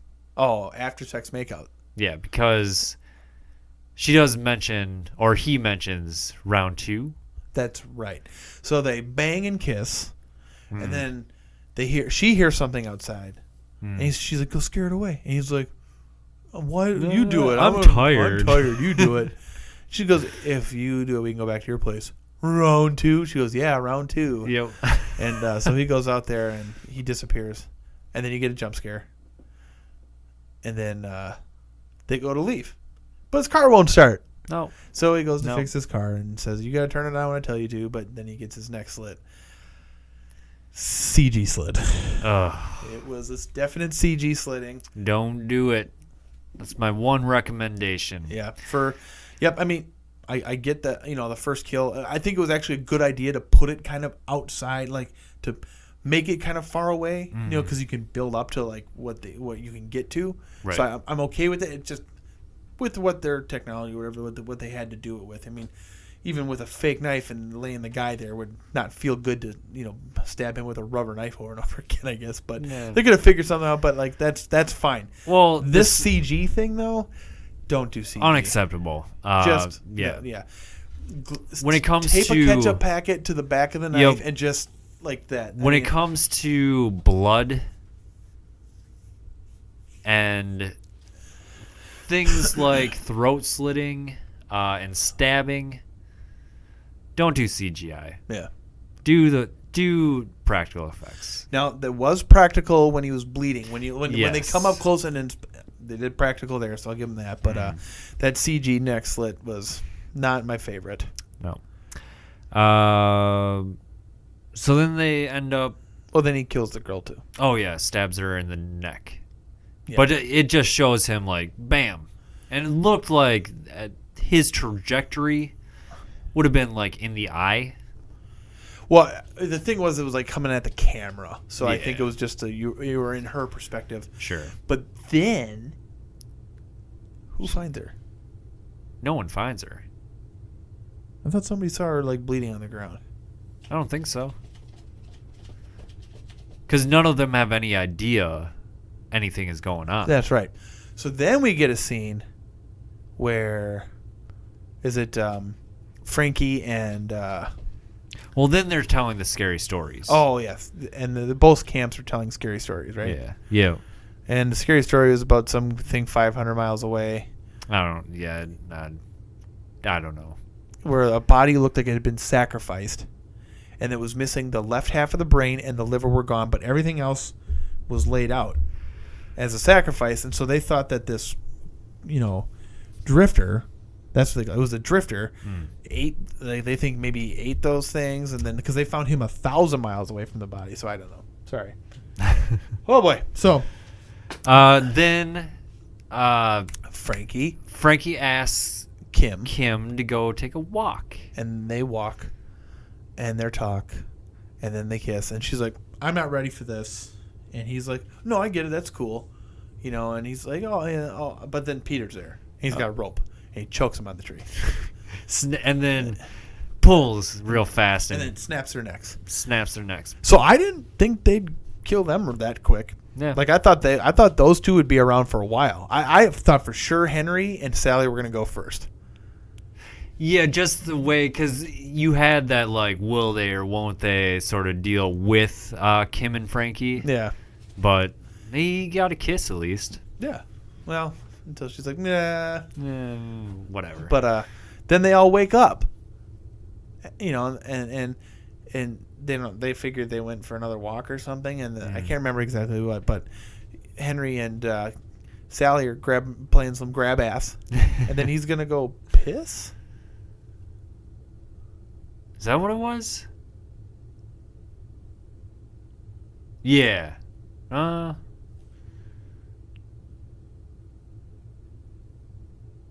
Oh, it was that. But before that, the other girls go swimming. That's right. They go swimming. There's a fun montage. Splashing water, pool noodles, slapping. Yep. Shaking their butts. Butt shakes. Francine is there. She's there. Well, it's only Francine and Jolene in the water. The other two stay on the beach the whole time. No. Because I remember. It's fine by me. But then... he goes to take a piss, and he's, like, practicing proposing to Sally. Yes, he's got a ring. Yeah. But somehow, Peter's got Mitch's lucky hammer and fucking whacks his ass with it. That was pretty good. That was a good take there. And he just kind of bleeds to death, and Peter takes the ring and goes, flicks it away. Yep. And then they do more talking. And apparently Sally's just been sitting alone at this campsite. Yeah, for the whole day. Yeah, it's nighttime at this point. Yep. And the last time she's seen anyone is that morning. Yep. And so she's just standing around the fire, with her own warming fire, her hands, pissed off at everybody. Yep. No, like they must just be gone all day. And then you get Peter come out from behind the tent, and then when she walks over there, he disappears. Oh yes. And that was good. Then he chases her and axes her in the face. Like punches her. Oh yes, that is the best scene in this movie. Yep, it was good right in her face. You know what? It touched. It pulled heartstrings with the Friday the 13th. Oh, where the one girl gets an axe in her face. But yeah, it was actually really well done.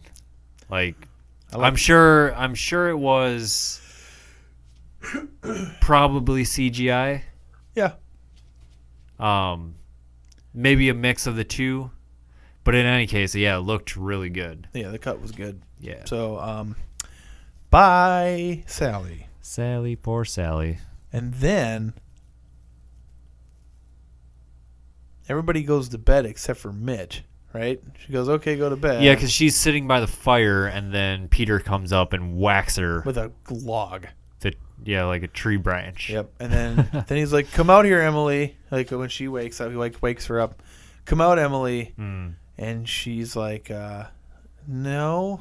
And believe me, it's for your own good.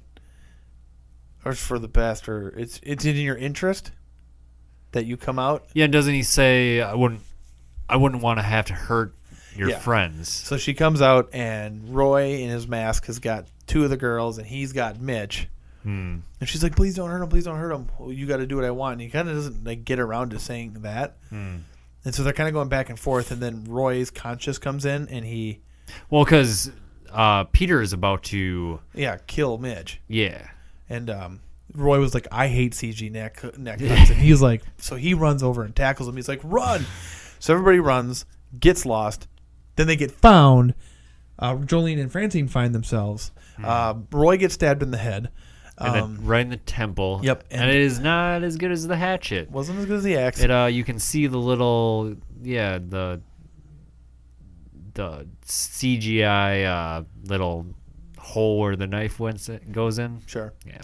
Nah. But, you get, they're kind of running around. And then you have this fight scene between Mitch and Peter. Yeah. And it ends with Peter trying to throw a knife at Mitch, and Mitch finds her lucky hammer and deflects it away. Yeah, that was super cool. Yeah, deflects it away. If you watch the trailer, it's in the trailer. Yep. Yeah. And so she deflects it away, whacks his ass a couple times, kicks him, goes to walk away, drops the hammer. That bothered me. Why do you do this? Well, I mean... every horror movie you do this. It's a rule. I know that's like what drives me crazy. Why? But why? It's current year 2018. Yeah. People are still kill stupid. The goddamn bad guy. People are still dumb. You have a hammer. Well, at the very least, don't drop your weapon. Sure. She's really tired, and she had just gotten beat up. I mean, she's the only person that got punched that actually bled out of their face. She likes barrel rolls. She did some barrel rolls. Yeah. But so she then he starts attacking her again, and then Emily comes in with a rock and beats his ass, grabs the knife and stabs him a few times. The worst CGI. So there's like the knife would hit the shirt. He was like wearing like a tank top, was it, or a t-shirt? He was essentially Billy from Scream. Okay. Yep. And so he gets stabbed, and there's like a CG shirt tear with like a ring of blood starting to, but the ring starts and stops there. And then what it looks like is they made a graphic of this and just copy and pasted it on different spots on his shirt. Yeah. It did not look good. Yeah, I think like CG was neat because it made some things easier, but it makes some things look worse too, though. I would have done the whole you shoot that shot from back here, where you see her coming up and down. You don't even see his body, but you just take blood and throw it up like this. Sure. I mean, well, either that or Scream. They had the knife that collapses in on itself. Yeah. Just do that. I actually had one of those. Oh, sure. So have like maybe squibs underneath the shirt. Yep. So then you stab and blood and. So I mean, I know like 3D programming and like these like CG things aren't cheap, but making a squib must be expensive too, or maybe they. It can't be. All you would need is like a balloon. Yeah. Filled with fake blood. Yep.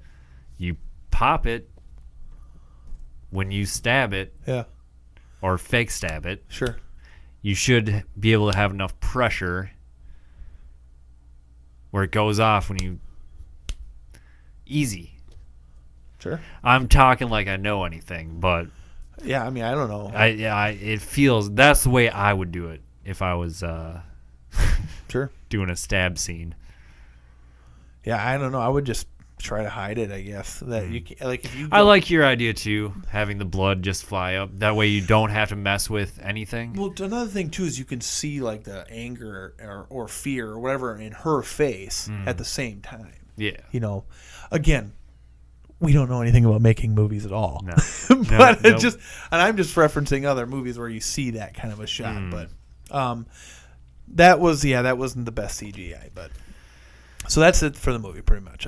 They hug and leave, and so Emily survives. Do all of them survive? I think all the girls survive. Yeah. Yeah. Good. Yeah. Cool. So that is Dark Forest. One thing we didn't mention at all, but I mentioned it now. And we need to mention. Ready? It. Yep. I know what you're talking about. The music was great. Yes. So I didn't catch who was behind like putting the music together, but the original music was by James Hofer. Yep. And yeah, the music just all around fantastic. Yeah, it was fun. Sound effects when fucking Peter comes up from behind that tent. Yeah.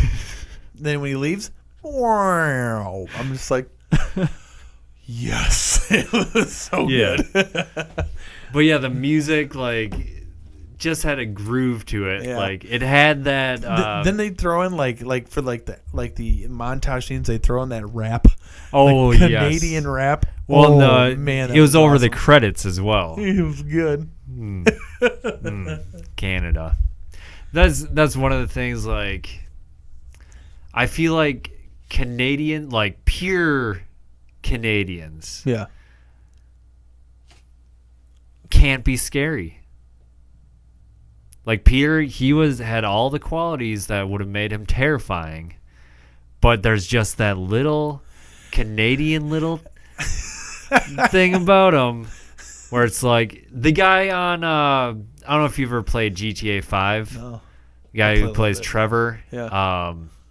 He's like the crazy one. Sure. And he's on Walking Dead now. Okay. Can't think of his name, but he has the same thing. He's Canadian. He is Canadian. Yeah. And he should be. He's super menacing, but he's not scary. There's just something about that. Canadians can be scary. Canuck. Who? Name one. Justin Bieber. I like Justin Bieber. I think he's scary. He's got an anger thing. You know what?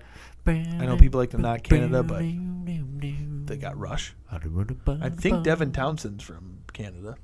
I could be wrong. Yeah, Peter. Yeah, he was a good choice for a crazy person. Yeah, he played crazy good. Yeah. Like we talked about, the cinematography, it was very the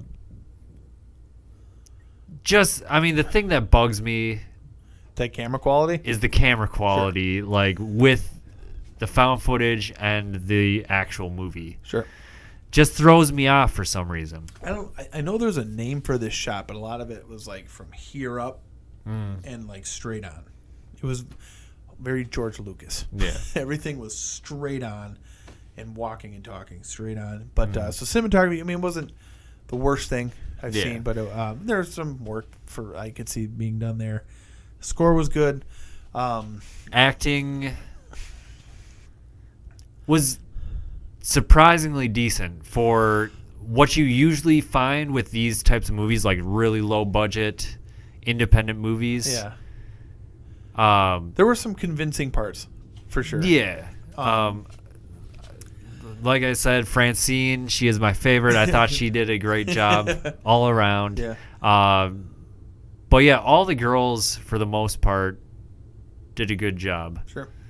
It almost felt like the acting to me, for some reason, when I think of all the girls and like the tone, the setting, the quality, I get like the Hey Dude feel from it. Like it's like old 90s like Nickelodeon TV show for like teens almost. Oh yeah. You know. So I mean, like, because it's not like the best acting, obviously, but like it's very passable. Like it didn't, like, I didn't like go, oh my god, like there was a couple times. there's definitely some of those parts in there, but really it was more so, and like I like the breakfast scene is really the only one where I'm just like, why did any of that happen? And people don't talk like this, right? Right. Know? Or maybe this is what people actually talk like, and it's like, but because it's a movie, you expect them to have like something else written for them. But a point. Like, it was just like they just were talking, and I mean, we know they're friends. Yeah. We don't have to show us them talking about some shit It's like they probably have a plethora of stories between them. You know, it's like, oh, remember this one? Why the fuck do we care? Yeah. You know, but that was my only real issue there was that. But the CG stuff was bad. But that's always bad, no matter what. It doesn't matter who you are, indie or huge studio. Exactly. But I mean, especially the ending stabbing Peter. Yep. That was, because like the actual acting part of that, like the actual act of that happening was good. yeah. But the CG kind of completely takes you out of it, Yeah. because it is so fake looking. Like Yeah. it is. He's not even Yeah. like, it just makes you go, oh, he's not even being stabbed. Sure. Like, I'm sure you should not be thinking that Yeah. when you're watching a stab scene. It's like, what's a video game? What is this? You know? Yeah. But no. Otherwise, the music was good, and overall, I had a good time watching. It was really It was fun to watch. Yeah. I had fun watching it. Yeah. I mean, so if we get into the rankings, I would rather watch it than The Witch. I'd rather watch it than all those fucking remakes. Definitely better than the Martyrs remake. Definitely better. Definitely better than the Inside remake. I was thinking about it. I don't know what makes me more angry, the Inside remake or the Martyrs remake. So we have to do this then. Okay. We have to watch them back to back for an episode. Oh my god. No. We're going to take a weekend. And here's what we're going to do. We're going to do original versus remake. We're going to watch all 4 movies in one sitting. And then talk about it. And we're not going to do news. We're not going to do shit. We're just going to sit and bitch about which movie's the worst. I don't know if I can watch that Inside remake again. We don't have to. We know it's terrible. And I got to say that, like, I had trouble watching the original Inside. But all of that oomph that like was just like took me back a little bit. Yeah. Was like gone in the remake. I think for sure Inside remake is the worst. Yeah. Yeah. Martyrs, I think it's more bad because they fucked up the ending. Yeah. And they fucked up the ending of the Inside too. But it's also the entire, she has a water birth. Yeah, and just the way that everything is done in the original compared to the remake. Yeah. It just feels so soft. Like, the Martyrs remake was entertaining. No, it wasn't. Hear me out. For popcorn, like, you've never seen a horror movie before. No. Let's enjoy your weekend. No, I disagree. I would never show anybody this. I'm not trying to defend it. I'm just saying it's not compared to the Inside remake. Not, I wouldn't even do that. Oh, whatever. Fine. All right. Yeah. Dark Forest. Watch it. It's yeah, fun. watch it. It's fun. I wouldn't say seal of approval. I would say better than The Witch, better than Inside remake, better than Martyrs remake. Sure. I assume that if it's better than those, it just gets a seal of approval. Because if somebody goes, "Oh, I watched this," I'm like, yeah, it's great. So I mean, it's like I could give it a seal of approval, but it doesn't get like silver, bronze, silver, gold, or platinum. It gets a watch it. Watch it. Yeah. Watch it. It's fun. Check it out. It's better than Ravenous on Netflix. It's better than Birdemic. So spend your time watching Dark Forest rather than Ravenous on Netflix. Oh, absolutely. That movie sucks. Yeah. This movie, Dark Forest, was fun. Yeah, it's fun. I had a good time with it. Yeah. It was hard to tell, like, what was intentional and what was just sort of funny because it was bad. Yeah. But it was still an enjoyable experience throughout, I would say. So sure. I mean, there you go. It's a camping slasher movie. Get at us on Twitter. Let us know what you thought of Dark Forest if you have watched it. Let us know what you thought of Ravenous if you've watched that, because I think it's terrible, and I want to know what's up with those towers of trash, garbage, chairs, whatever, and the parrot at the end, because I don't get it. Maybe I'm dumb, but I don't get it. Patreon.com/ScreamFiends. You can donate, support us if you would like, but you do not have to. Just watching our videos is cool enough with me. See what I mean? But we would love your support.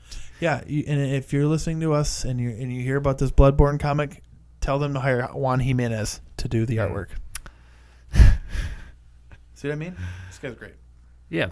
7voltmedia.com. You can get all the other past episodes, all the other shows that our people do, all that. iTunes, Google Play, you can get them there. YouTube, subscribe, leave a like, leave a comment. Yeah, that's about it, right? Yeah. All right. From us at Scream Fiends, so long and farewell. 0 hour is coming, it's time to leave. Pack your bags up, it's the dawn of a new eve. No crying over spilled milk, you ain't got time to grieve. The game is done with you now, get off the island please. Haven't heard my name yet? Well you best get ready, have it burned in your mind like the Nightmare Freddy. I'm like the ghost in the machine, you never even see me coming. Take your car, boat, bike, either way you best be running. Brute force, intellectual, or pure cunning. I'm here to claim my spot, and I ain't stopping for nothing. I'm like an animal, I can't be kept inside this cage no more. Tear down the walls, need nothing standing but the motherfucking doors. Kick you in the stomach and put your head through what's left of the boards. Use your face to sweep the glass off up the goddamn floors. I like the beat that plays behind you, but I can't stand your fucking voice. I'm taking you out of the race, you have no goddamn choice. 0 hour is coming, it's time to leave. Pack your bags up, it's the dawn of a new eve. No crying over spilled milk, you ain't got time to grieve. The game is done with you now, get off the island please. 0 hour is coming, it's time to leave. Pack your bags up, it's the dawn of a new eve. No crying over spilled milk, you ain't got time to grieve. The game is done with you now, get off the island please. I'm making waves in water, you're only breaking the surface of. Sing it like a rock, no life preserver, you don't get no love. Shark bait as you drown, now you're swimming with the fishies. Arms crossed, head up, victory is fucking delicious. You're all exaggerating if you think I'ma give up my throne. I'll fight you to the death, forward tooth and nail, down to the bone. This goes out to all the people that doubted, say I couldn't do it. You ain't gonna make it in the fire, you won't pull through it. You're the Philippines to Mawashi Typhoon. Hit you Planet of the Apes style, go bananas, wild baboon. You see I am a cool, calm, collected, humble Canuck, but I'm telling you now, you're opinion, I don't give a fuck. 0 hour is coming, it's time to leave. Pack your bags up,